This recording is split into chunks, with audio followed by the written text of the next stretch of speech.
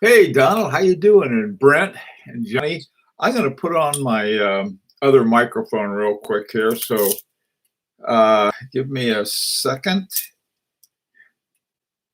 Looking like a pro now, a pronoun. Oh, there we go. And let me get this thing kicked in right here.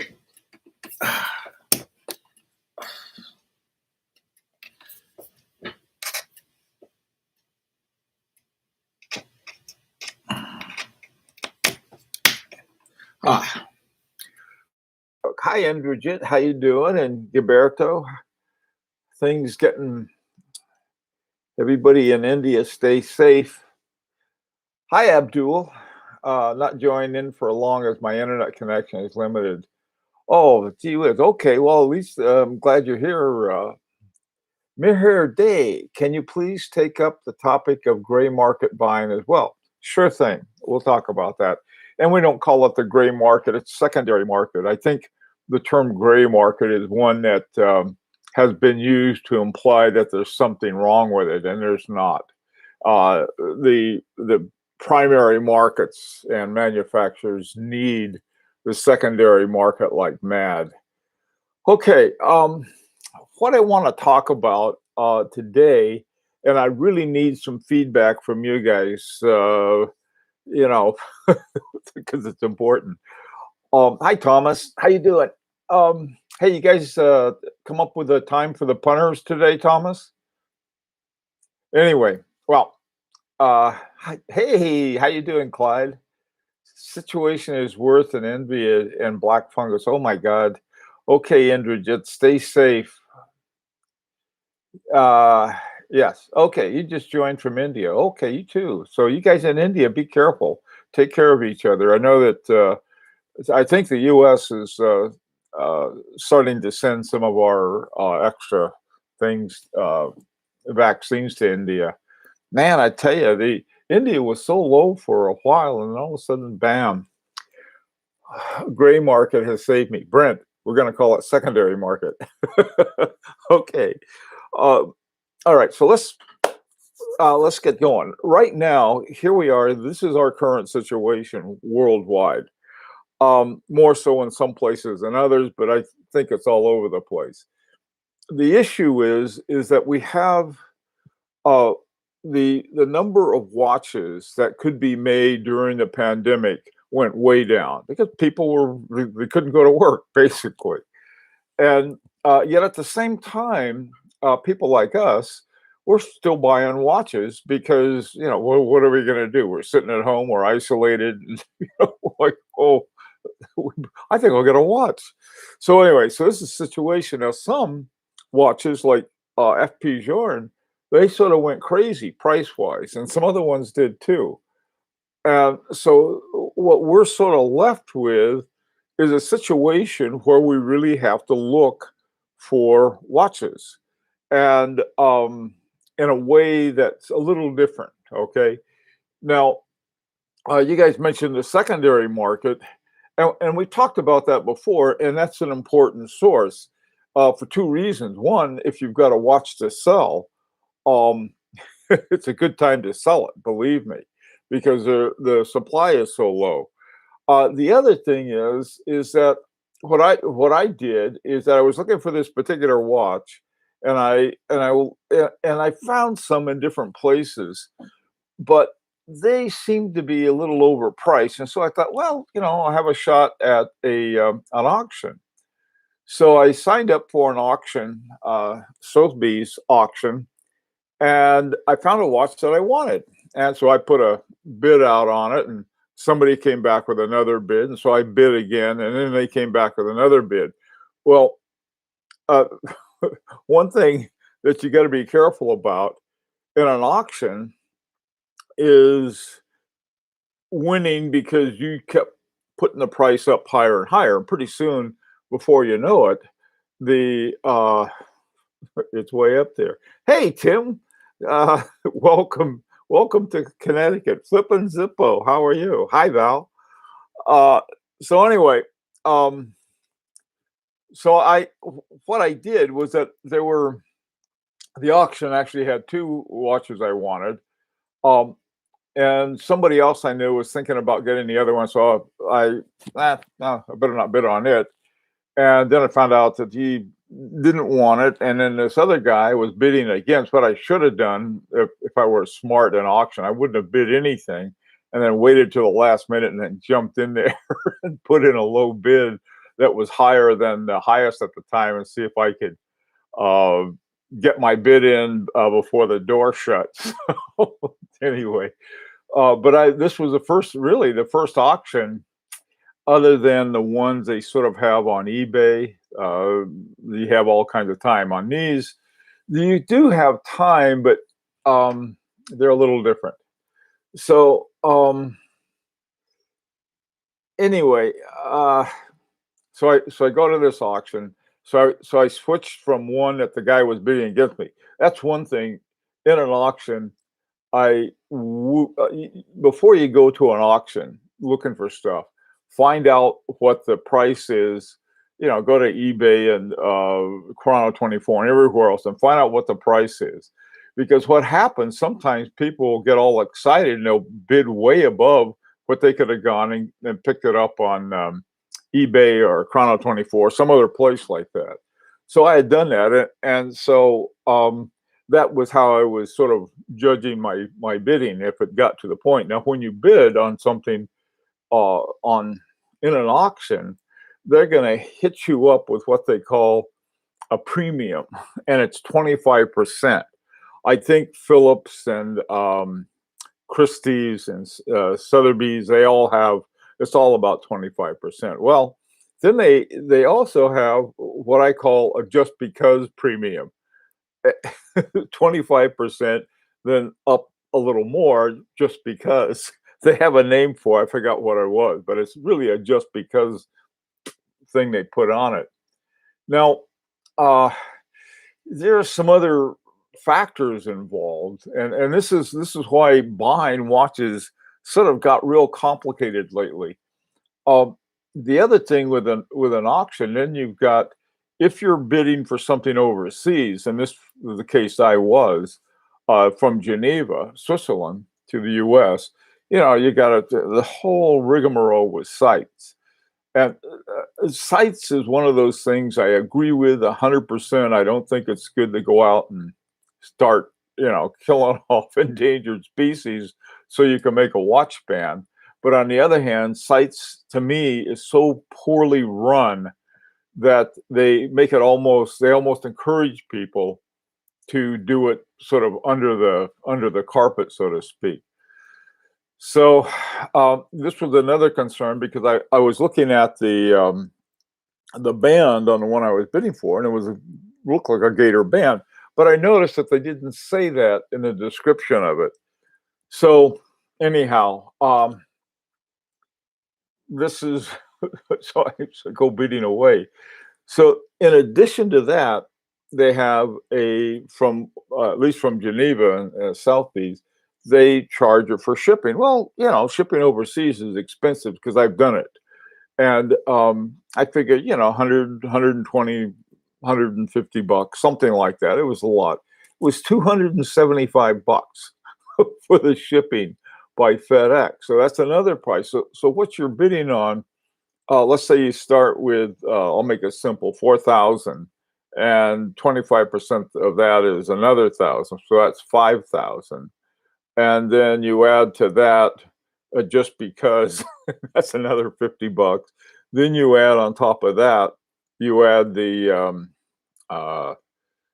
shipping price or shipping cost. And then on top of that, because I wanted to pay with my credit card. I mean, if I pay with a credit card, I'm going to get hit up with a charge. If I wire it, I'll get hit up with a charge. And I thought, I'll just use my credit card. So I did. And the thing that my bank does, and I think they charged me $175 to convert from dollars to Swiss francs. And then plus, since the purchase price was in Swiss francs, you add some more to that. So it becomes very complicated. Okay, and by the time I was finished with it, the whole thing, it was still about $1,000 less than the lowest price one that I saw. So I was pretty happy about that. But I mean, it's something you got to be prepared for, and you really, you got to get ready for. Now, this is, auctions are definitely a secondary market, but we don't think of them as secondary markets. We think of them as auctions, and a lot of people stay clear of them. Um, the thing about the auctions is that if sometimes you can get a great deal, and sometimes the big thing is saying, look, this is the top that I'm going to pay for this thing, and so the top has got to include the 25% premium. I hate that term. They ought to call it, I don't know, Clyde. What's a good term for it? Since when they're skinning you for an extra 25%, um, the extortion. That's a good thing. They have a 25% extortion. They're sitting with your watch. If you want it, it's going to cost you 25% more. You know, here, take the kid. Anyhow, so this is one of the things that I'm trying to talk about, and in terms of talking about secondary markets, man, you've got to do your homework.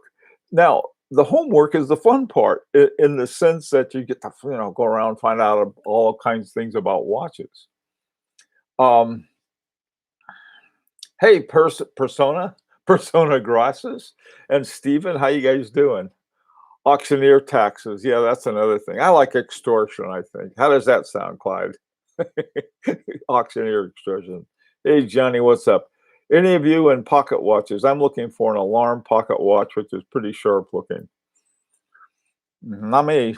Uh, One thing I'll give you Flip and Zippo, the bend over feet. That's a that's a bad boy. I asking about Johnny, John, I hate to bring this up again because I do it a lot. This is my pocket watch, and what I found is that this is, and I got it because it has a wind up. You can put if you want a pocket watch, that's to put in your pocket. That's one thing, but what I found is that you can find certain kinds of cases that look like the old fashioned taking a pocket watch and then welding or soldering a lug of some kind on it. Hey, Coachy, how you doing? There's a gorgeous JLC minute repeater up for auction today at Walk, Walk, Walk, Walk. What's Walk? Um, okay. Alarm. Thought you had a pole jot alarm. Oh, I got a pole jot alarm. You bet. Got my pole jot alarm. The thing is that I ought to call it my pole jot vibrator because I can't hear the thing, but when it goes off, it goes zzz, oh boy, you get a kick out of that. Watches of Knightsbridge. Okay, that sounds English? Is that an English site, Cozy? Anyway, okay, so that was sort of what that experience did, was sort of to bring home the whole issue of, okay, so our usual sources, the easy sources that most of us are used to. There's another source I'm starting to explore, and I'm getting used to it, and that is there's some sites that are primarily for selling and buying watches, where watch collectors go and then they buy and sell watches from one another. And I haven't done that yet, but I'm exploring it. I sold my first watch, and I did it through Chrono 24. In Chrono 24, you know, if you got a psychopath on the other end who's going to try to do something bad in terms of getting paid, then Chrono 24 is a wonderful comfort. I was very fortunate. The guy that I sold it to was sort of had a similar background as I do, except he was decades younger than I. Okay. As long as your wife isn't boring it all the time. Okay, I was on a honeymoon with the Synchron military and was unfaithful. I bought a Hamilton W10 and I'm having a secret affair.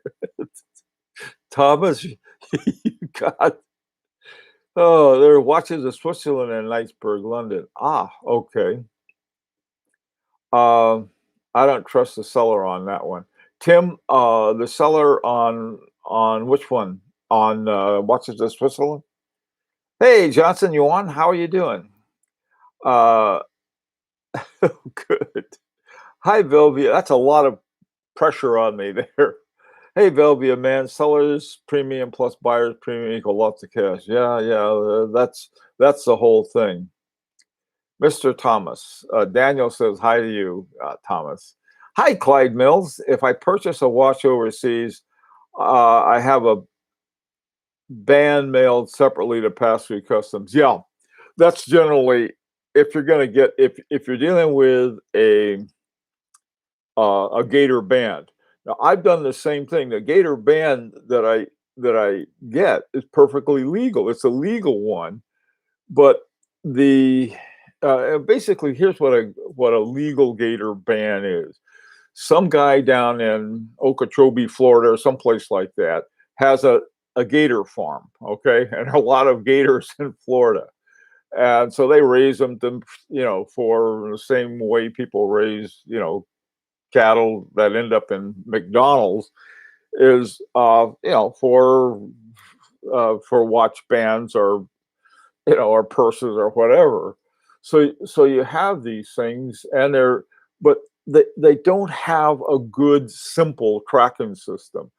Um, all they'd have to do is to have a little chip, and these chips are, they nickel a piece. They're cheap as dirt, and simply insert that little sucker into the band and wave a scanner over it, going through custom, and Bob's your uncle, and that'd be it. That's all they'd have to do. But from what I've seen, my God, you've got to have a written voucher from the queen saying, this is okay. This guy, this guy was he was raised on a farm. I don't know. Okay. But in the meantime, what you can do is this. And here's the simple thing about it. If if you have a legal ban sent to you in the mail, I don't see anything wrong with that. If it's an illegal one, then yeah, because you don't want to. Pretty soon we don't have any more of a.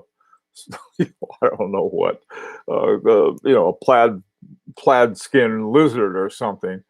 But those kinds of things. So these are things that we're thinking about. Another thing that's been going on a lot, and a lot of people do. If you go to Chrono 24 these days, my God, I tried to make a deal on Chrono 24 not long ago, and they even jack up the exchange rate. I mean, all of us can see the exchange rate. This one was with Japan, and so the exchange rate between dollars and yen, I figured that out, and that's not a problem. And all of these other things they had, I even worked with the seller to bring it down because they had what they had done. They had gone out of their way to get gator bands, real gator bands and legal gator bands, but they didn't have the sites thing with them. And so they had, they said, well, we'll have to ship it with leather bands. I said, that's fine, as long as I get the buckle with it. So, you with all of that stuff, and then they had taxes. Now this is a very funny thing. eBay also, now they're charging state taxes. Now, nobody likes them, but we got to pay taxes, so that doesn't, it doesn't kill me. But what they do, they even add extra money to that. The Connecticut sales tax is something like 6.25, something like that. Not terrible, but everything else is taxed too. The and so all right. So I go down to some watch store here in Connecticut and buy a watch. I'm going to pay Connecticut state tax, not a problem. I've got a son in Oregon. I could have it sent to him, and they pay zero. There's no sales tax in Oregon, but there is one for breathing air, I think, to make it work. I don't know what they're doing in Oregon. Oregon's wonderful. Anyway, the point is that I think you really got to think through a lot of the buys, whereas before, you didn't seem to have the problem. I bought through Chrono 24 before they started, adding taxes and then adding a little, I guess they're adding what they would consider a service fee to that.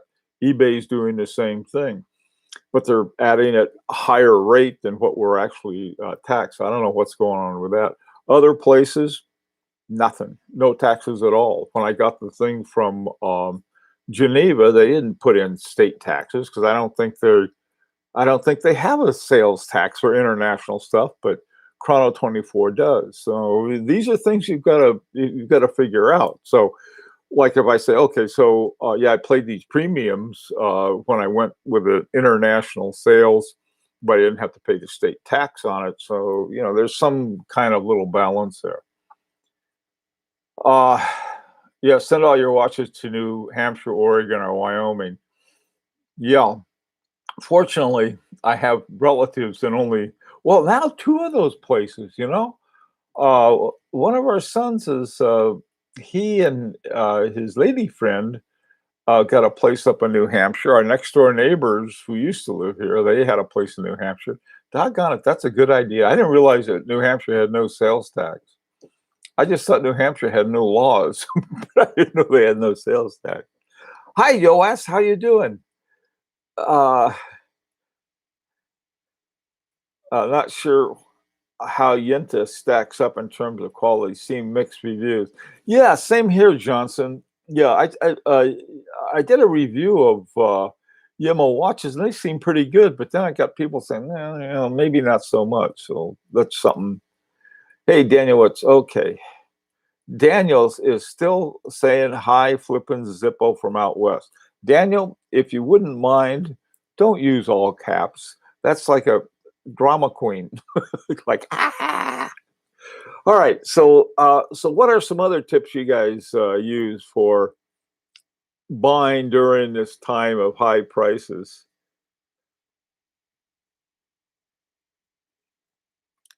Thomas, you have good things to say about Yema. Sometimes you get a bad watch from anybody. I know a guy who had nothing but trouble with I think it was a perpetual calendar from FP Jorn, and the guy was that. So sometimes you have good watches, some bad. Johas, I'm eyeing the Hermes 808. Yes. Does it count as French? Let's see.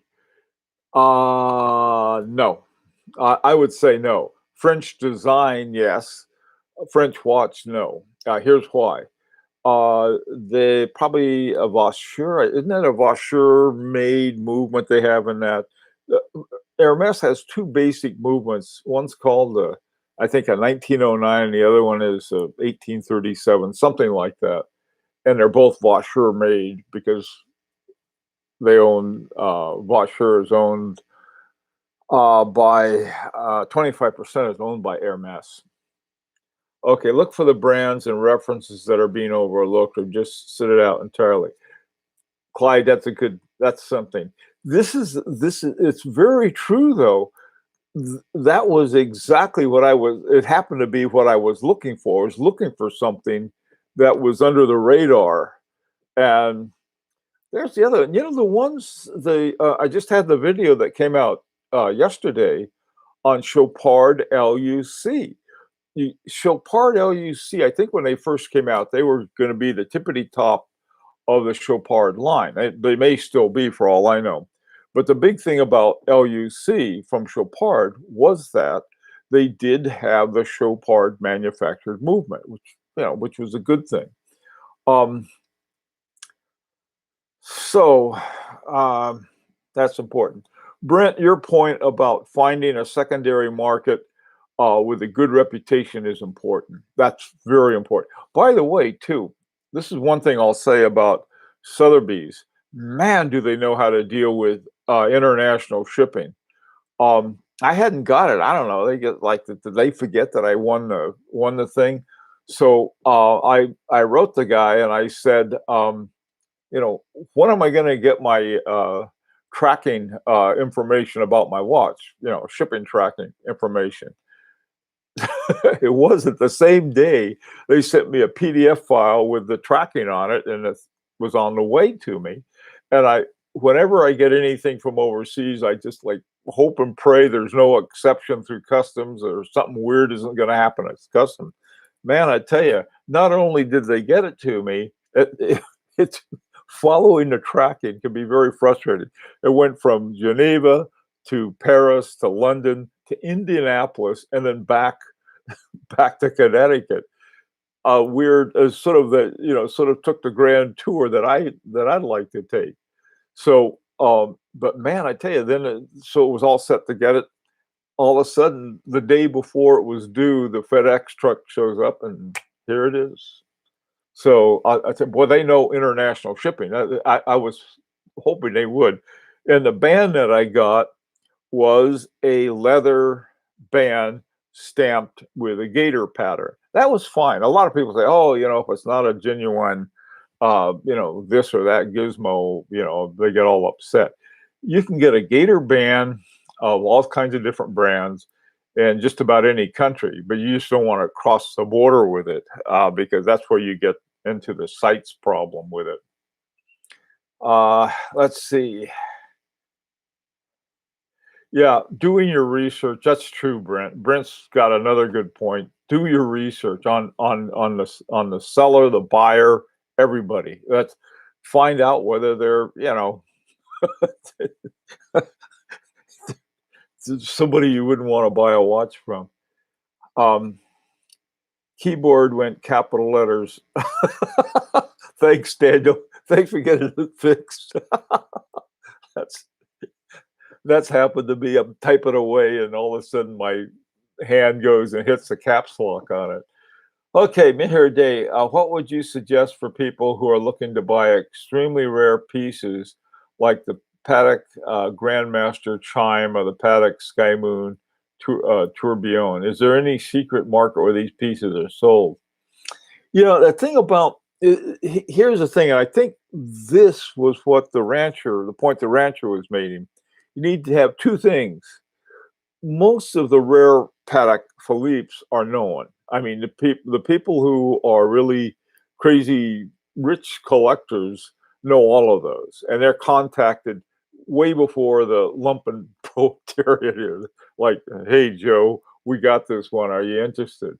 It's the same thing is true with art.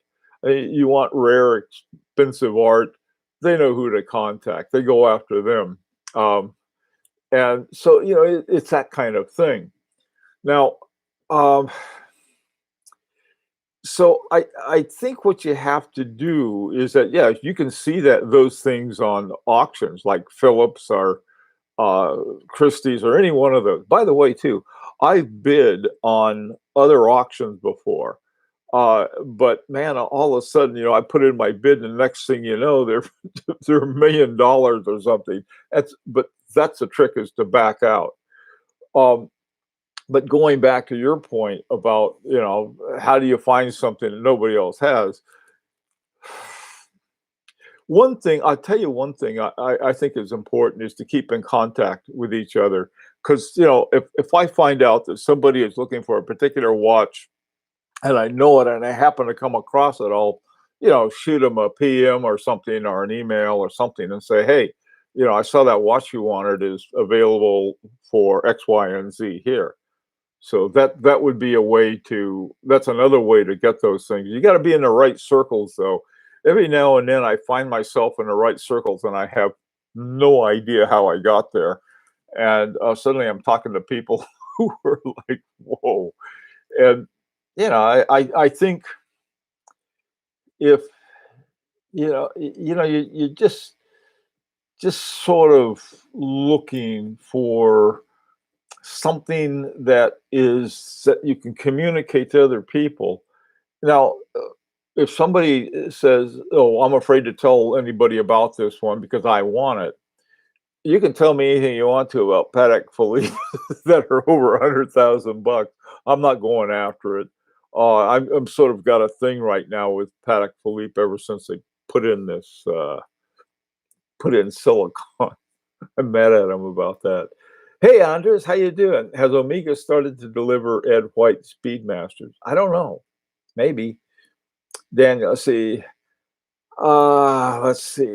Andres 10 Seal just got one. Okay, so there you got your answer on that one, Andres.